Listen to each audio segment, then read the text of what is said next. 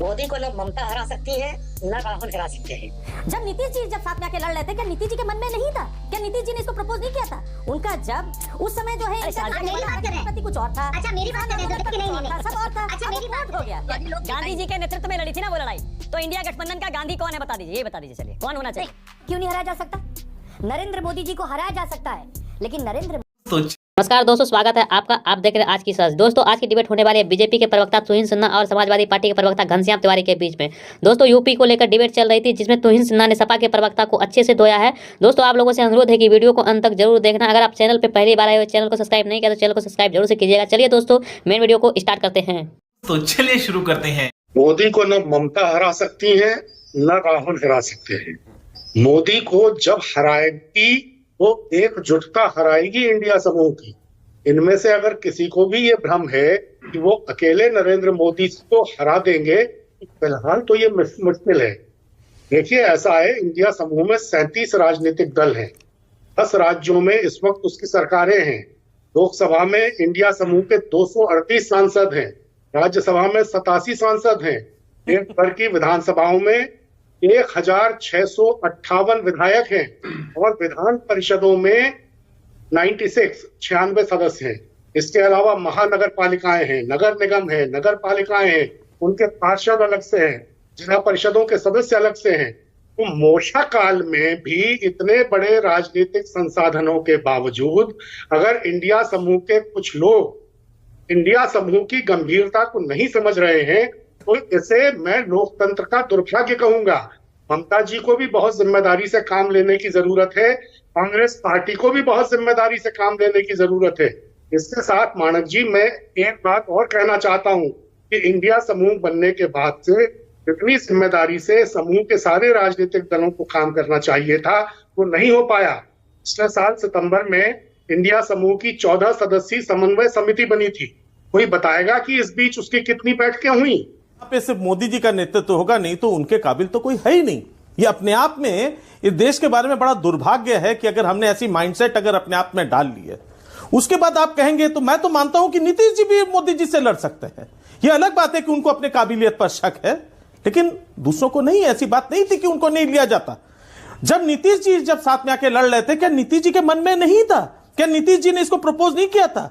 उनका जब मन उखड़ा इंडिया ब्लॉक से, तो उनके भी इसीलिए मन उखड़ा था क्योंकि उनको कहीं ना कहीं इस मामले में अगर आप देखें तो ममता दीदी ने कभी इसको लेकर लड़ाई नहीं की। उन्होंने इसके बारे में नहीं था कि आप मुझे इंडिया ब्लॉक का नेता घोषित करिए तभी हम साथ में आएंगे। ऐसी बात तो कहीं नहीं थी। आज भी हम लोग उसको कांग्रेस के नेतृत्व में से आगे बढ़ रहे हैं। कोई बात होती है हम लोग सबको साथ में लेकर चल रहे हैं। सीधे सीधे कहिए ना शुभंकर, सीधे सीधे कहिए राहुल गांधी नहीं हरा सकते मोदी को, सबको साथ लेकर नहीं चल रहे। अरे अगर ये नहीं होता तो फिर तुम उनके साथ ही नहीं होते। ये क्या बात कर रहे हैं? हमारे मन में इतनी विचारों की दरिद्रता नहीं है, इस सोच की दरिद्रता नहीं है। ओके शाजिया लाइफ एक डेमोक्रेसी के लिए तो सबसे खतरनाक बात। ठीक है। आप तेरा बाप यहाँ छोड़कर गया था कि तेरी माँ? नहीं पसंद आता है तो आप तुरंत जो क्या करते हैं, वोडाफोन से एयरटेल से इधर पोर्टिंग। तो हम उन नेताओं की बात को क्या हम गरिमामय करें जिनके ख्यालात भी पोर्ट हो चुके हैं। एक टाइम में जो है इनकी विचारधारा किसी और सेवा के तहत चलती थी। उस समय जो है मेरी बात कर रहे हैं प्रति कुछ और था। अच्छा मेरी बात कर रहे हैं तो नहीं सब और था। अच्छा मेरी बात हो गया, अब वो बीजेपी में पोर्ट हो गया साहब, तो इजी प्ले किया गया। तो यहाँ का तो ऐसे लोगों के तो विचार भी बदलते हैं। अरे एक सेकंड, अच्छा एक सेकंड शुभंकर, वन सेकंड। ऐसे पोर्ट करने वाले नेता आपकी पार्टी में कितने हैं? गिना दूं अभी। कीर्ति आजाद कौन सी पार्टी से आए हैं शुभंकर? क्या बात करते हैं? कौन सी पार्टी से आई है? ममता बनर्जी कौन सी पार्टी से आई है? तो महुआ मोइत्रा कौन सी पार्टी से आई है? अग्रीड। मैं आपकी बात का पूरा सम्मान करता हूं मानक भाई, बिल्कुल अग्रीड। इसीलिए तो मैं नहीं कहता, मैंने तो खुद ये बात खोल के कही कि ये चीज कहना कि भाई मोदी जी का टक्कर कौन, हमारे यहां भाई मोदी जी से लड़ेगा कौन, मोदी जी बिल्कुल इनविंसिबल मोदी जी। मैंने तो सिर्फ इतनी बात कही। मैं तो कह रहा हूं कि राहुल गांधी को भी टक्कर दिया जा सकता है, ममता बनर्जी को भी। नहीं आप ये नहीं कह रहे। नहीं हमने कब कहा था? नहीं शुभंकर, हमने बड़े क्लेम किए थे। एक मिनट, अब गोल मत करिए। आपकी नेता ने, आपके सांसद ने, आपने डिबेट छेड़ दी है, या तो डिबेट होगी और इसमें देखिए क्लियर स्टैंड सबको लेना चाहिए। शाजिया क्विक रिस्पॉन्स, फिर आगे जा रहा हूं। सुनील साजन, आनंद दुबे और महेश चौहान। जब तार्किक तौर पर और तरीके के आधार पर कोई हार जाता है तो आप, और तब वो इस तरह के व्यक्तिगत बयान देता है। यानी कि इस पूरी बातचीत में शुभांकर जी के पास तथ्य के तौर पर, तर्क के तौर पर कुछ नहीं था, इसलिए उन्होंने मेरे पर पर्सनल एक इल्जाम लगाया या आक्षेप किया, और ठीक है, मुझे कोई फर्क भी नहीं पड़ता। देखिए, मैं कम से कम जेल में तो नहीं हूं ना, मुझे इस बात की बड़ी खुशी है। तो मैं बड़ी खुश हूँ कि मैं आम आदमी पार्टी मैंने छोड़ दिया, नहीं तो मुझे क्या क्या भ्रष्टाचार करना पड़ता जो मैं कभी करती नहीं। मैं जहां हूँ वहां। चलिए सुनील साजन, ऑलराइट सुनील साजन, सुनील साजन, पहले आप इस डिबेट पर अपना स्टैंड बताइए। क्या वाकई आपको लगता है कि अब इंडिया गठबंधन का नेतृत्व बदलने का समय आ गया है?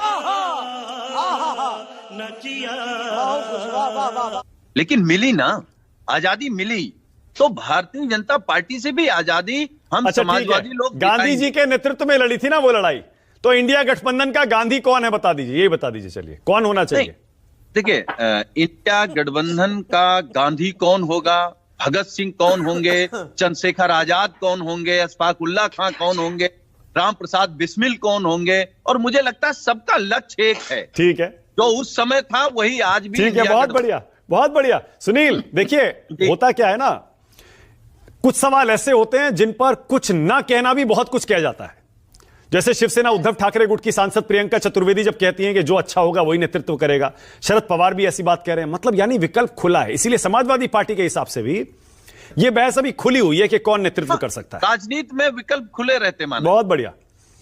एक बात और बताइए, आपस में तो आप लड़ मर रहे हैं, वहां देखिए आदित्य ठाकरे कह रहे हैं कि बीजेपी की बी टीम है आप लोग कह रहे हैं कि हम एमवीए से बाहर हो गए।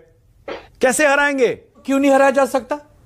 नरेंद्र मोदी जी को हराया जा सकता है, लेकिन नरेंद्र मोदी जी जैसा बनना पड़ेगा। 2014 के अगर एक चुनाव को अपवाद छोड़ दूं तो 19 का चुनाव, 24 का चुनाव उन्होंने जीता, घर बैठ के नहीं जीता, उसकी प्लानिंग करके, योजना करके, काम दिखा के जीता। 2024 जीतते खत्म नहीं हुआ, 29 की तैयारी करती है बीजेपी। और इंडिया गठबंधन किसी कोई अलग दिशा में, कोई अलग दिशा में। आप बताइए कि ममता बनर्जी दीदी, जिन्होंने इंडिया गठबंधन की संरचना की थी, वो पहली मीटिंग में आई भी थी, वो बंबई भी आई थी, हम लोग ने स्वागत किया था। उसके बाद क्या हो गया? नीतीश कुमार जी चले गए, दीदी पश्चिम बंगाल में अलग हो गई। ये किसकी जिम्मेदारी थी? जो इंडिया गठबंधन के मठाधीश समझ रहे हैं अपने आप को, क्या उनकी कोई जिम्मेदारी नहीं थी? मुझे शरद पवार साहब की कथनी याद आती है। आदरणीय पवार साहब ने कुछ साल पहले कहा था कि कांग्रेस पार्टी उस जमींदार की तरह है जिसके पास 100 बीघा खेत है, एक बहुत पुरानी हवेली है, लेकिन अब वो आय का साधन नहीं है, तो हवेली में चूना पोता नहीं लग पा रहा है। उसी जगह उसी गांव का नया कोई नौजवान बिजनेस करके उनसे बड़ा महल बना दे रहा है वहां। तो इसमें किसकी गलती है भाई? किसकी गलती है? आप जिंदगी भर पुरानी चीजों को लेकर चलेंगे, अपने अंदर बदलाव नहीं लाएंगे, परिवर्तन नहीं लाएंगे। हरियाणा हारे, बदलाव नहीं। महाराष्ट्र हारे, बदलाव नहीं। हम जब कह रहे हैं कि आत्मचिंतन करिए, बदलाव लाइए, मोदी जी को हराना है तो मोदी जी जैसा बनना होगा।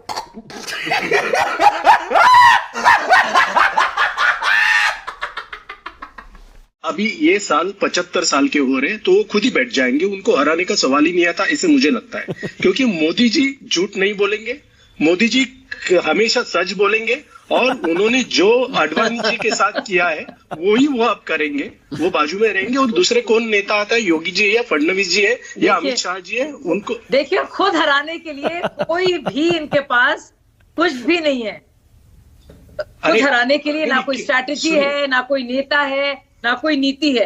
अब उस पर भी मोदी जी पे डिपेंड है ये, मोदी जी को हराने के लिए। मतलब उसके लिए भी भाई साहब के पास ऐसे बेचारी हालत हो गई इन लोगों की। लेकिन सबसे बड़ी सुर्खी जो क्रिएट की हुई है आज, वो आनंद भाई ने की है, और आनंद भाई ने सकते में डाल दिया है सबको। और मेरे अंदर का पत्रकार एकाएक जाग गया है, और ये जो आप आनंद जी ने बात कही है वो बिल्कुल वायरल होने जा रही है। और किस तरह से सुनील जी चुपचाप बैठे हैं और किस सख्त अंदाज में उन्होंने अपनी बात। अच्छा, एक काम करते हैं शाजिया, एक काम करते हैं, जरा शाजिया इल्मी और आनंद दुबे को स्क्रीन पर लाइए, बीच में वर्सेस लगाइए। क्योंकि अभी तो देखिए आप अलग अलग गठबंधनों में हैं, एनडीए में हैं बीजेपी की नेता शाजिया, और महाविकास अघाड़ी इंडिया गठबंधन में है शिवसेना उद्धव ठाकरे गुट के प्रवक्ता आनंद दुबे। तो अभी तो वर्सेस लगेगा आप दोनों के बीच में। लेकिन आज आनंद दुबे की बातें सुनकर ऐसा लग रहा है कि कुछ तो पक रहा है। आनंद दुबे, क्या कोई संभावना खुली है क्या? ये जो वर्सेस मैं बीच में लगाने जा रहा हूं, ये वर्सेस हट जाए कुछ दिनों बाद? मानक भाई, ऐसा है, मैंने पहले भी कहा था, आज भी कह रहा हूं, राजनीतिक संभावनाओं का खेल है। संभावनाएं तो होती है राजनीति में, कोई परमानेंट मित्र नहीं है और कोई परमानेंट शत्रु नहीं है।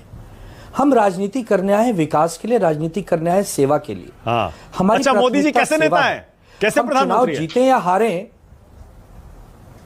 अब भारत के यशस्वी प्रधानमंत्री, हमने तो हमेशा प्रधानमंत्री पद की गरिमा का ध्यान रखा है। बहुत ही बढ़िया, वो भले यशस्वी हमारे प्रधानमंत्री, कुछ बहुत ही बढ़िया।